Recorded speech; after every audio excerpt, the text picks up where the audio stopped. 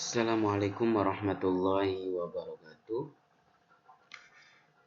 Setelah sekian lama kita melanjutkan lagi pada kajian ilmu maqasid. Alhamdulillah pada siang menjelang sore ini saya sudah berada di Indonesia. Karena memang cuacanya cukup panas, jadi kalau misal teman-teman ada mendengar suara letak itu suara kipas saya. Nah, masih melanjutkan pada tokoh-tokoh ya sebagai pembawa maqasid, yang pada kali ini itu ada Imam Ibnul Qayyim. Beliau ini merupakan ulama besar ya, dan beliau juga menjadi referensi rujukan orang Wahabi ya, karena beliau ini sebagai pewaris paling setia siapa? Ibnu Taimiyah, Syekhul Islam Ibnu Taimiyah. Karya-karyanya sendiri mencakup berbagai disiplin ilmu, dari mulai tafsir, hadis, fikih, usul fikih, tasawuf, dan akhlak. Nah, kemudian di samping itu pemikirannya tentang maqasid syariah itu sangat berpengaruh hingga saat ini. Karena Syamsuddin bin Qayyim tuwfiya am 748 Hijriah atau 1347, jadi abad ke-14 Masehi, Ibnul Qayyim. Nah, beliau ini merupakan murid daripada Syekhul Islam Ahmad Ibnu Taimiyah yang wafat pada tahun 728. Masih dekat ya, secara wafat tidak begitu jauh. Berarti beda 20 tahun ya. Wa yumkinuna an nastanbita anna ishamahu fi nadratil maqasid kana awalan min khilali dirasati naqidah mufassala lama samahu al-hiyal al-fiqhiyah. Bisa kita ambil kesimpulan bahwa kontribusi beliau di dalam teori maqasid, di mana beliau merupakan orang yang pertama kali karena awalan melalui kajian kritisnya mufassalah yang sangat rinci, yang ia sebut dengan al-khiyal al-fiqhiyah. Khiyal fiqhiyah itu, khiyal itu kan tipu daya, rekayasa hukum fikih. Rekayasa hukum fikih allati taqumu ala haqiqatin anna hadhil hiyal tata'aradu ma'al maqasid. Yang didasarkan pada fakta bahwa tipu daya ini bertentangan dengan maqasid.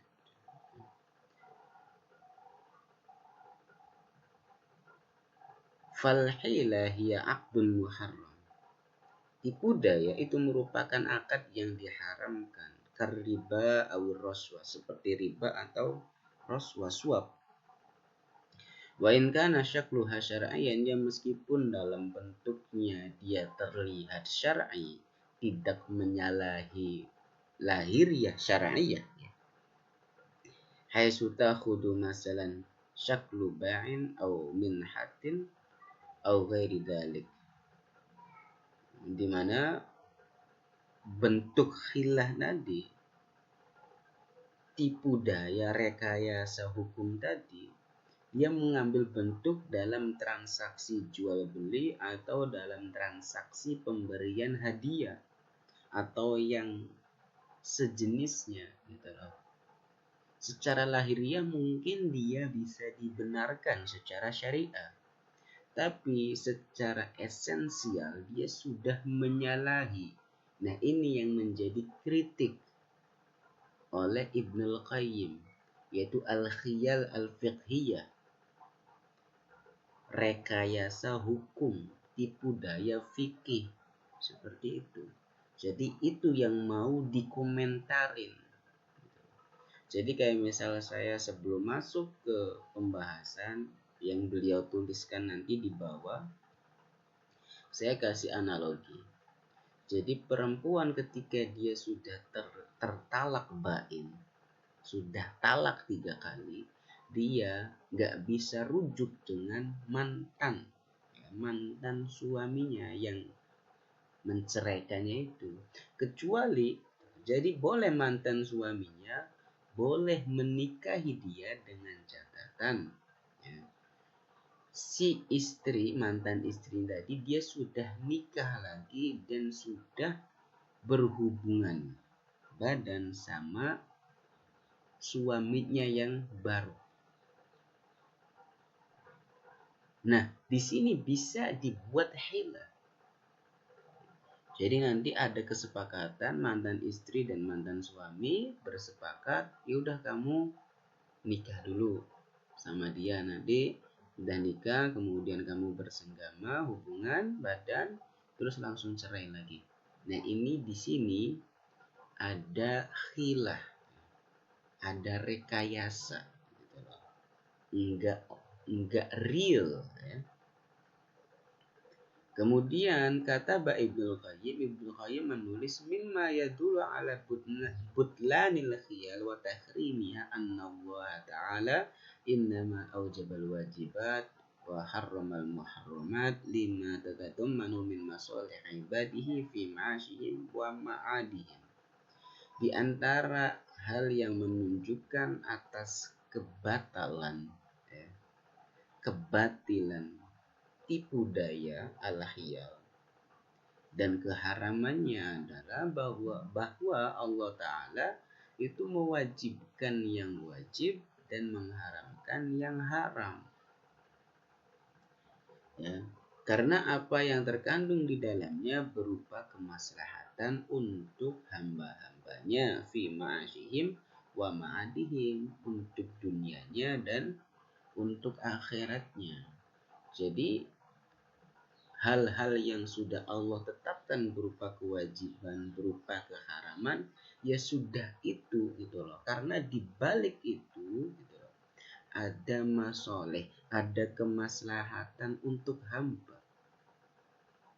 Penetapan hukum yang Allah berikan berupa kewajiban dan keharaman, hukum tersebut melahirkan kemaslahatan untuk dunia, untuk akhirat. Makanya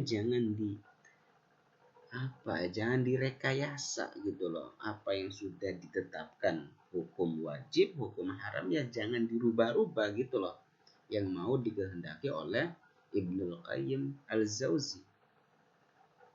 Nah, fa idza tala ala abdu ala tahlili ma haramallah wa isqati ma faradallah wa ta'tili ma syarallah kana sa'yan fi dinillahi bil fasad min wujuh.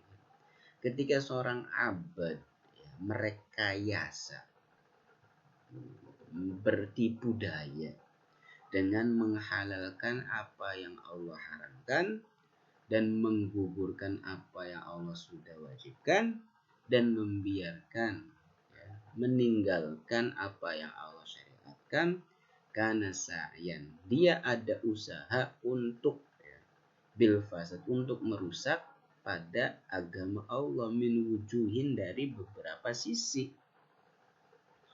Yang pertama, ahaduha ibtaluha ma fil amril muhtal alaihi min hikmatis syari'. Yang pertama, dia berusaha untuk membatalkan di dalam perkara yang dimuhtal alaih, yang ditipu dayai dari hikmatus syari' tadi. Setiap hukum pasti ada hikmahnya gitu loh di balik hukum itu. Nah, dia berusaha untuk menghilangkan hikmah daripada penetapan hukum tersebut dengan menghadirkan rekayasa fikih tadi, wa naqdu hikmatihi, dan menghilangkan hikmahnya, dan wa munaqadatuhu, dan menyelisihi hikmahnya. Yang kedua, annal amr al-mukhtal bihi laisa lahu indahu. Yang hal yang ditipu dayakan sebenarnya bukan untuknya secara hakikat, dan dia juga tidak bermaksud itu, tapi bal huwa dhahirul masyru', ya secara lahiriah saja. Fal masyru' laisa maqsudan lahu, karena yang dimaksud oleh syariat sendiri ya bukan itu, tapi yang dimaksudkan oleh syariat yang diharamkan itu. Artinya di sini Ibnul Qayyim mau mengatakan ketika dia menyalahi, membuat rekayasa fikih,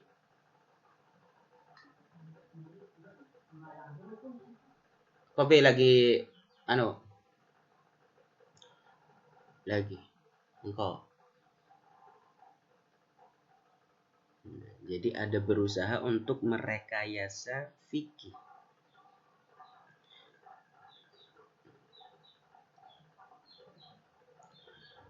Nah, yang dikehendaki oleh Ibnul Qayyim al-Jauzi,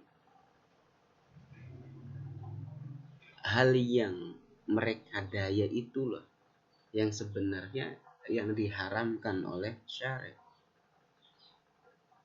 Nah, di sini contohnya fa innal marabi masalan maqsuduhu ar-riba al-muharram. Memang tujuan utama dari orang yang berbuat riba ya riba yang diharamkan, meskipun wasuratul bai' al-jaiz ghairu maqsudatun lahu, ya meskipun di dalam bentuknya dalam transaksi jual beli itu diperbolehkan, tapi bukan transaksi jual beli itunya yang dia mau kehendaki, tapi gimana caranya mau mengambil uang riba itu. Jadi yang menjadi tujuan itu uang ribanya, bukan transaksinya yang diperbolehkan dalam syariat.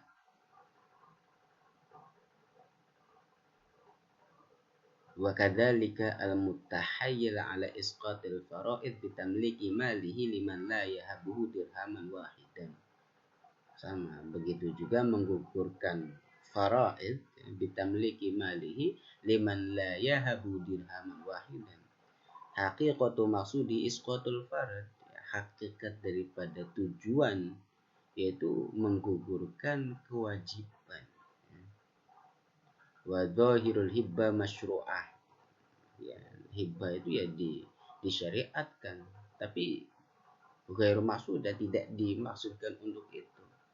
Nah, makanya di sini fa inna syari'a lil qulub bimanzilatil ghada wad dawa lil abdan.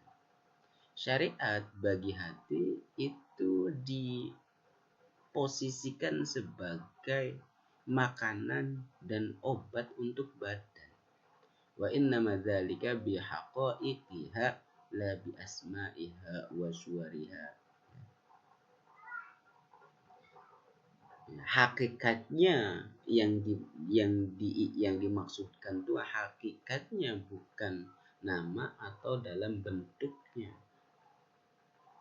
Wala khoso, kemudian Ibnu Qayyim meringkas ya metode fikih dengan mendasarkan pada hikmah, kebijaksanaan dan kemaslahatan manusia. Yang hal itu kita bisa lihat di dalam ungkapan yang kuat sebagai berikut. Syariat itu didasarkan kepada hikmah dan kemaslahatan hamba di dalam dunia dan akhirat. Karena semua syariat itu adil. Syariat itu berkeadilan. Syariat juga rahmat. Syariat juga hikmah, kebijaksanaan. Syariat juga maslahat. Fakullu mas'alatin kharajat 'anil adl. Setiap masalah yang masalah itu keluar daripada keadilan kepada ketidakadilan, jauh dari rahmat kepada lawannya, dari maslahat kepada mafsadat, dari hikmah ke kesia-siaan, maka itu bukan disebut syariat. Ya. Saya ulang ya, ketika masalah itu keluar jadi dari adal menuju itu, dari rahmat menuju itu bukan syariat. Karena syariat itu isinya berupa keadilan, kasih sayang, hikmah, maslahah. Nah, fakro ini yang kita kutip itu mencerminkan pendapat saya dengan kaidah ahamul qawaid allati tu'inu ala fahmi tabi'at tasyri' al-islami, yaitu kaidah-kaidah yang paling penting, yang paling mendasar, di mana kaidah itu membantu untuk memahami tabiat daripada tasyri' al-islami, legislasi Islam. Maka di sini kita mendapati maqasidus syariah itu dia telah mengambil posisinya yang paling benar dengan sifat al-mabna wal asas, ya, sebagai pondasi, sebagai dasar, au biwaswiha falsafat tasyri' birommati, atau dengan sifat ya falsafah legislasi dengan ungkapan kontemporer, falsafatut tasyri', falsafah legislasi. Wa hadza ma 'abbara anhu al-Imam Asy-Syatibi bi ibaratin wadihatin qawiyah. Nah, ini selaras dengan statement Imam Syatibi dengan ungkapannya yang jelas. Itu dulu, mudah-mudahan ada manfaatnya. Akhirul kalam, wassalamualaikum warahmatullahi wabarakatuh.